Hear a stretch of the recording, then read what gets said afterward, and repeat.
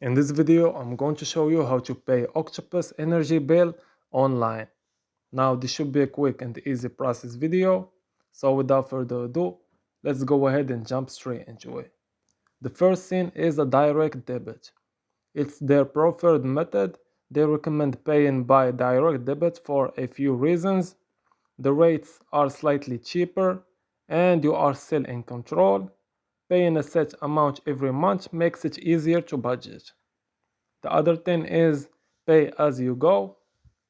And after that, there is bank transfer. You can also pay directly to this number right here. These are the bank details. There is also a credit or debit card payment option. By clicking on this link, you will find that you can pay by your credit card as well. There is a cash option also, that you can use the barcode at the bottom of any bill and cash payment will be transferred into your account.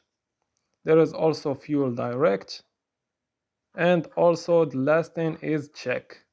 You can make your check payable to Octopus Energy and make a payment with that.